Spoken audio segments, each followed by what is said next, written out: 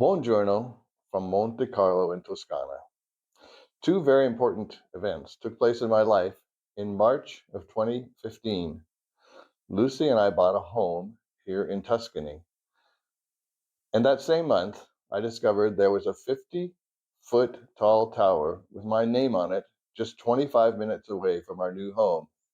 In fact, I can actually see my tower from our bathroom window, so I look at it almost every morning. Well, truth be told, the tower didn't actually have my name on it, at least not in 2015. The physical name was only added in 2022, but the tower was described in local newspapers as the Torre degli Spadoni, the Tower of the Spadoni family. The first article I read about this tower from a newspaper archive written in 2010 said it was in shameful condition. I quote from the article: "The state of maintenance of the Tower of Spadoni in the marshes of Moschini continues to worsen. The small circular building that is located in the middle of the marsh is now in the hands of vandals and is an absolute neglect. Overgrown with weeds, there's even a fig tree growing in the middle of the roof tiles, battered by vandals who have covered it with graffiti, with doors that are going to give in. There are those who predict the collapse, seemingly with total indifference." However, 3 years later, in 2013, the graffiti and vegetation were removed and the tower facade was repaired and repainted. The municipality of Capannori paid for the restoration, and a sign was posted, mistakenly calling it the Tower of Parezza. That was an unfortunate sign because, as far as I know, this tower was never called the Tower of Parezza. It is located near the community of Parezza, but not inside it. And all the research I could find on the history of the tower called it either the Torre degli Spadoni, the Torre dello Spada, or the Torre di Sandonnini. To correct this error, a group of concerned people donated money for a new sign, which in 2022 replaced the old sign. The new sign listed the three historic names, with the Spadoni name naturally going first. Also in 2022, the municipality of Capannori announced that starting in 2023, the tower is going to be further restored, this time on the inside as well as the outside. A planning official for Capannori announced the new project provides for a complete redevelopment.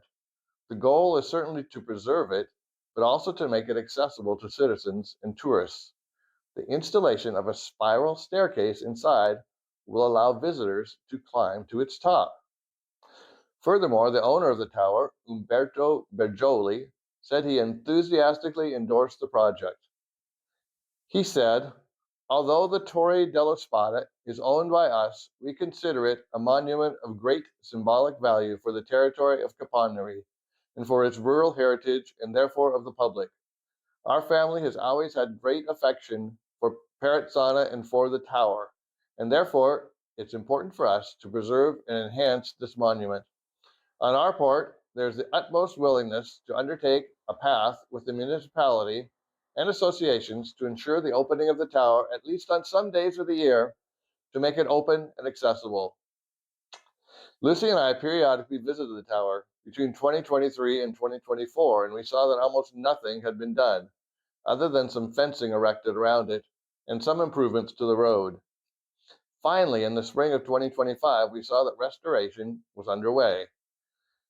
And now it's almost complete. I drove by it just last week and took a look. The fencing has been removed. It looks completely finished on the outside, and it looks great. Well, they've done it. It's finished. The restructuring of the Torre degli Spadoni. The second time they've refinished the tower since I discovered it. And this time it's much more beautiful than it was the last time. I see by these lights on the ground that it must be lighted at night, so I'll have to come back sometime and see that. There are 4 lights like this around it. Let me give you a little background on the tower. Historians believe it was built around 1500, but they haven't been able to find out much more about it. Who built it and why it was built is not documented. It's been owned by different families through the years. It's located on the Via dello Spada, so certainly it was probably in the hands of the Spada family at one time. In the history of Lucca, the Spada family is mentioned as pillars of the community in medieval and Renaissance times. It's also likely that one member of the Spada family had the additional nickname of Spadone, which is why the Torre degli Spadoni is one of the historical names of the tower. Spada means sword, and Spadone means big sword. Surnames were pretty fluid up until a couple of hundred years ago, so it's not unlikely that at least one line of the Spada family became known as Spadoni. The first person with this surname would have the word in singular, and for his offspring, the name would be pluralized. Since my family came from this area, it's possible that I was related to the former owners of this tower. What was the purpose of this tower? Well, the predominant theory is that it was a lighthouse because this area here is very flat and marshy now. And at one time, there was a huge lake here, and water was one of the easiest ways of transportation. And so people would come through here probably as far as from Alto Pascio, maybe all the way to Lucca on the water, at least during the really wet seasons. So a lighthouse would have been needed on days that it was foggy or when somebody was traveling at night. You can see on pretty much all sides here, it's very flat, and you can still see the canals of water. Some people also think it could have served as a guard tower so that it would protect against invading armies coming from the direction of Florence or even across the mountains from Pisa. This is a less likely theory, but it's possible. I'm open to that idea as well. Is the tower a bit crooked? That is this a leaning tower? Yes, it looks like it is, and that's probably because of the marshy ground. But there could also be another reason. Think of all the tourists that go to the Leaning Tower of Pisa. Would they go there if it weren't leaning? These Italians are clever. They make their towers lean just a little bit to increase the attractiveness of them. So I think everybody now that they know about it will want to come to the Leaning Tower of Spadoni. However, I still had a few burning questions. Is the inside finished? When will it be open to the public? Can I climb to the top when it's opened? In November of 2025, I was able to hoist myself up and peek through one of the windows. I saw that a spiral staircase was indeed being installed, but it was far from finished, and the floor was still looking pretty rough. So, what does the inside look like now? I'm going to try to climb up to this window now by holding on to one of the bars and pulling myself up and looking inside. With some difficulty, where I'm holding on and I can look in the window, and so I have to hold tight to this bar so I can hold myself up. There is a stairway, and I see also that they have a floor, so it looks like they've added floors so that those windows you can go and look out, and I assume that you can also go all the way up to the top. It looks like there's still some construction material on the floor. The stairway has a railing now. When the last time I came there was no railing, but with the construction material there, I'm suspecting that maybe it hasn't had its grand opening yet. I'll have to inquire at the Comune in Capannori to see if there's a grand opening planned. It does look like the floor is still unfinished, so given the slow pace of progress on this that I've seen so far, I may be out of luck this spring.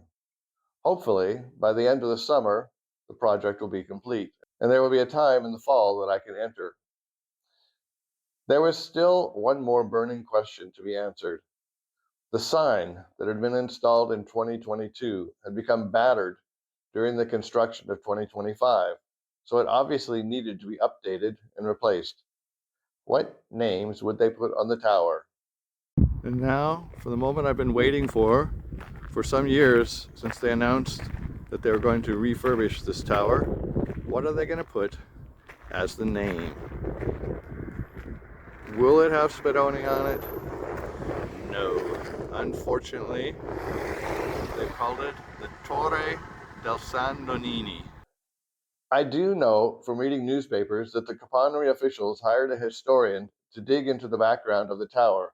And so it's probable that he discovered that the Sandoninni name predates the names Spada or Spadoni. But that doesn't mean that those names, which have obviously been used at various times, should be discarded completely. I wish the new sign mentioned the other names.